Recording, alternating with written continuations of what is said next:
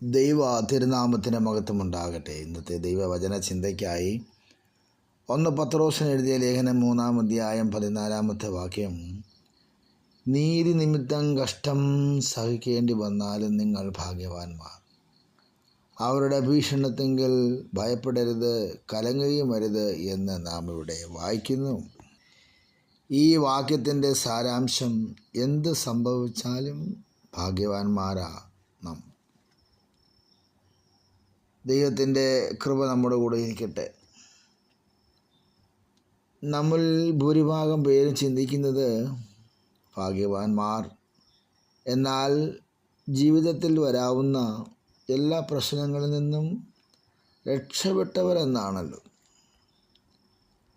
ജീവിതത്തിൽ പ്രശ്നങ്ങളും പ്രയാസങ്ങളും അനുഭവിക്കുന്ന ഒരാളോടും ദൈവം നിങ്ങളെ അനുഗ്രഹിച്ചിരിക്കുന്നു എന്ന് പറയുന്നത് പ്രയാസകരമായ ഒരു കാര്യമാണല്ലോ.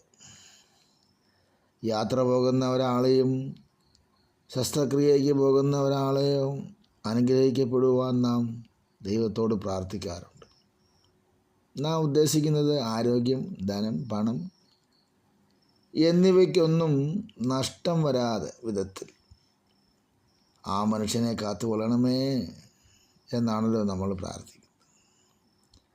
നാം ജീവിതത്തിൽ അതിൻ്റെ എളുപ്പകാര്യങ്ങൾ സൗകര്യപ്രദമാക്കണമെന്ന് ആഗ്രഹിക്കുന്നു. അങ്ങനെ ആകണമെന്ന് നാം ദൈവത്തോട് കൃത്യമായി ആവശ്യപ്പെടാറുമില്ല.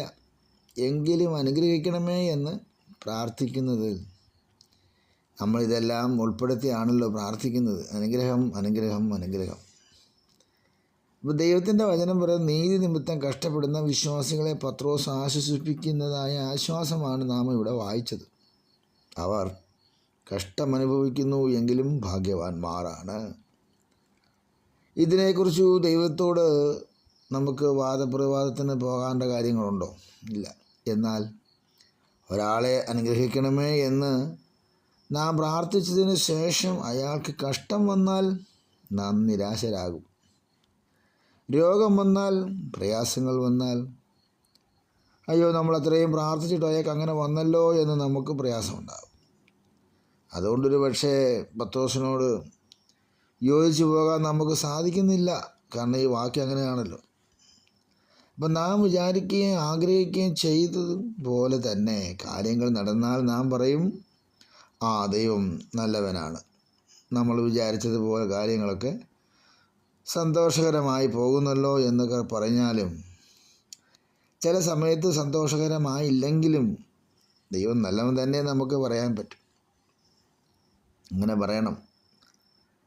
കർത്താവിൻ്റെ ദാസൻ പത്രോസ് ഇതാണ് തൻ്റെ വായനക്കാരെയും തൻ്റെ പിൻഗാമികളെയും ഒക്കെ പഠിപ്പിക്കാൻ വേണ്ടി എഴുതിയിരിക്കുന്നത്. ദൈവത്തിൻ്റെ പരിശുദ്ധാത്മാവ് നമുക്ക് തന്ന ആലോചന, നമ്മുടെ ആഗ്രഹങ്ങൾക്കനുസരിച്ച് ദൈവം പ്രവർത്തിച്ചില്ലെങ്കിൽ, അഥവാ പ്രവർത്തിച്ചെങ്കിൽ മാത്രമേ ദൈവം നമ്മെ അനുഗ്രഹിച്ചു എന്ന് നാം പറയാറുള്ളല്ലോ. ആ സ്വഭാവമാണ് നമ്മുടേത്. എന്നാൽ കഷ്ടപ്പെടുന്ന വിശുദ്ധന്മാർക്ക് വളരെ എളുപ്പം ചിന്തിക്കാൻ കഴിയുന്നൊരു കാര്യമുണ്ട്.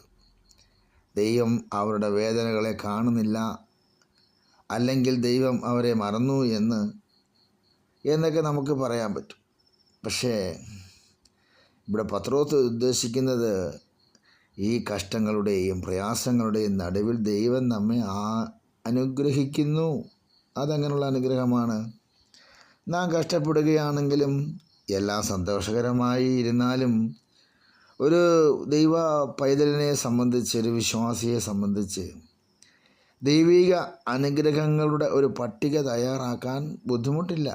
ഇന്നത്തെ നമ്മുടെ അസ്വസ്ഥതകൾ, വേദനകൾ, നഷ്ടങ്ങൾ എന്നിവയുമായിട്ടൊക്കെ അനുഗ്രഹത്തിന് ഒരു ബന്ധവുമില്ല.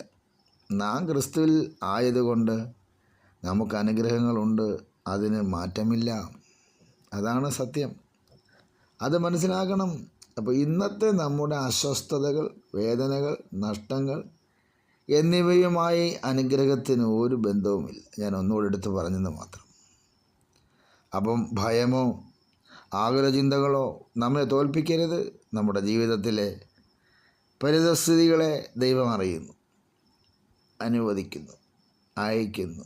അവ എന്തെല്ലാം ആയാലും നാം അനുഗ്രഹിക്കപ്പെട്ടവരാണ്. അത് മനസ്സിലാക്കി നീതി നിമിത്തം കഷ്ടം സഹിക്കേണ്ടി വന്നാലും നിങ്ങൾ ഭാഗ്യവാന്മാർ. അവരുടെ ഭീഷണത്തിങ്കിൽ ഭയപ്പെടരുത്, കലങ്ങുകയും അരുത്. ആരൊക്കെയോ നമ്മെ ഭീഷണിപ്പെടുത്താറുണ്ട് പല കാര്യങ്ങളിലും.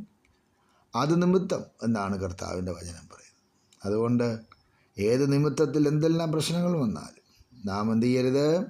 ഭയപ്പെടരുത്, കലങ്ങുകയും അരുത്. നമ്മൾ ഭാഗ്യവാന്മാരെന്ന് മനസ്സിലാക്കി ദൈവത്തിന് മഹത്വം കൊടുക്കാം. കണ്ണുകളെ അടയ്ക്കാം, പ്രാർത്ഥിക്കാം. പരിശുദ്ധ പിതാവേ, തിരുവചനം ഞങ്ങൾക്ക് അനുഗ്രഹിച്ചു തന്നതിന് സ്തോത്രം. നാമത്തെ മഹത്വപ്പെടുത്തി ഞങ്ങളെ അനുഗ്രഹിക്കണം. യേശു ക്രിസ്തുവിൻ നാമത്തിൽ തന്നെ ആമേൻ.